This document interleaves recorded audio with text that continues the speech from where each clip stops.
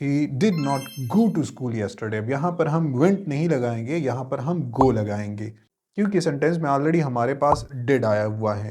Hello beautiful people, hopefully all been doing great. In today's lecture we'll be talking about the uses and the structure of the past simple tense. So without further delay, let's jump into the topic. So the past simple tense वो tense होता है कि जिनके उर्दू या हिंदी के आखिर में अलिफ, ये वगैरह आते हैं। जैसे कि वो स्कूल गया, वो यहाँ आया, उसने ऐसा किया। तो ये रीसेंट पास्ट एक्टिविटीज़ के लिए, और जब टाइम गिवन होगा तो उन एक्टिविटीज़ के लिए हम पास्ट सिंपल टेंस का इस्तेमाल करते हैं। मूविंग टुवर्ड्स द स्ट्रक्चर में सबसे पहले हमारे पास affirmative sentences. So the affirmative sentences are do sentences in which we are going to talk about doing action. पिछले लेक्चर्स में भी हमने इस चीज़ का जिक्र किया हुआ है। अगर आपने पिछले लेक्चर्स नहीं देखे हैं तो वो देख सकते हैं कि जिसमें हमने एक एक टाइप ऑफ द सेंटेंस को डिटेल के साथ एक्सप्लेन किया हुआ है। अच्छा, सबसे पहले नंबर पे हमारे पास आता है सब्जेक्ट, उसके बाद second form of the verb. ये बात जहन में याद रखिए कि टेंसेस में सिर्फ सिंपल पास्ट टेंस ऐसा टेंस है कि जिसमें second form of the verb इस्तेमाल होता है, बाकी किसी टेंस में नहीं होता। अगर पास्ट परफेक्ट में होता है तो उसका भी सेकंड क्लास पास्ट सिंपल का होता है, इसलिए उसमें हम second form of the verb को इस्तेमाल करते हैं। उसके बाद होता है ऑब्जेक्ट। ऑब्जेक्ट के बाद अगर हमारे पास नेगेटिव की बात करें तो नेगेटिव में हमारे पास did not as a helping verb, और नॉट उसमें लगता है तो हमारे पास डिडंट। फिर उसके बाद first form of the verb. Most of the time student इसमें कंफ्यूज होते हैं कि अगर वो पास्ट सिंपल का एक अफर्मेटिव सेंटेंस कह देते हैं तो सेकंड में हमारे पास डिड भी लगा देते हैं और फिर उसके साथ साथ second form of the verb, जो कि इंतहाई गलत है। तो नेगेटिव में हमारे पास डिड नॉट, फिर उसके बाद फर्स्ट फॉर्म लग जाएगा। अफर्मेटिव में हमारे पास सेकंड होता है, लेकिन नेगेटिव और इंट्रोगेटिव में हमने फिर first form of the verb का इस्तेमाल करना है क्योंकि इसमें हमारे पास डिड आ जाता है, और डिड हमारे पास डू का सेकंड फॉर्म है। For example do, did and done. इसलिए यहाँ पर नेगेटिव और इंट्रोगेटिव में सेकंड फॉर्म नहीं लगेगा बल्कि फर्स्ट फॉर्म लगेगा, और लास्ट में हमारे पास ऑब्जेक्ट होगा क्वेश्चन मार्क। डिड को जब हम पहले लिख देंगे और बाकी का सेंटेंस का स्ट्रक्चर इस तरह से होगा तो ये हमारे पास इंट्रोगेटिव सेंटेंस होगा।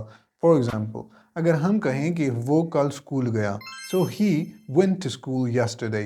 ही did not go to school yesterday। अब यहाँ पर हम वेंट नहीं लगाएंगे, यहाँ पर हम गो लगाएंगे क्योंकि सेंटेंस में ऑलरेडी हमारे पास डिड आया हुआ है। So he went to school yesterday, he didn't go to school yesterday। Did he go to school yesterday and did he not go to school yesterday? Okay. अगर यूजेज की बात करें completed action in the past, past में अगर completed action दिया गया हो और एक स्पेसिफिक टाइम हो, टाइम दिया गया हो, और अगर टाइम नहीं दिया गया हो तो हमने ऑलरेडी इस पे बात की है कि प्रेजेंट परफेक्ट का टेंस उसके लिए इस्तेमाल होता है। यहाँ पर हमारे पास completed action in the past recent past के लिए भी, और चाहे 200 साल पुराना एक्ट भी हो, लेकिन अगर उसमें टाइम गिवन होगा तो उसके लिए हम पास्ट सिंपल टेंस का इस्तेमाल करते हैं। For example she went to school yesterday, she did not go to school yesterday, did she go to school yesterday and did she not go to school yesterday। तो completed action in the past पहला use हो गया। Second use हमारे पास होगा repeated और habitual action in the past.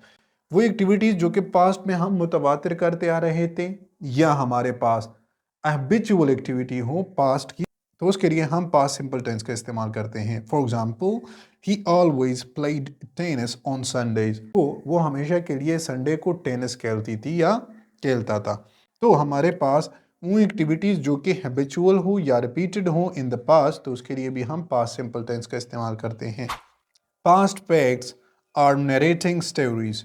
Stories बयान करने के लिए नॉर्मली चूंकि स्टोरी कहानियाँ होती हैं और कहानियाँ पहले गुजरे हुए वाक़यात होते हैं, तो उसको जब हमने बयान करना होता है तो नॉर्मली उसके लिए पास्ट सिंपल टेंस का इस्तेमाल किया जाता है। सेकंड ये कि पास्ट फैक्ट्स के लिए भी हमारे पास पास्ट सिंपल टेंस का इस्तेमाल होता है। फॉर एग्जाम्पल तो हम कहेंगे कि he studied biology in the college, उसने कॉलेज में बायोलॉजी पढ़ी। इसके लिए हमने पास्ट सिंपल, चूंकि एक फैक्ट है तो इसके लिए हमने पास्ट सिंपल टेंस का इस्तेमाल करना होगा। इसी तरह से वंस अपॉन अ टाइम जितनी भी हमने पहले ही पढ़ा कि स्टोरीज़ वगैरह होगी तो उसके लिए पास्ट सिंपल टेंस का इस्तेमाल करते हैं।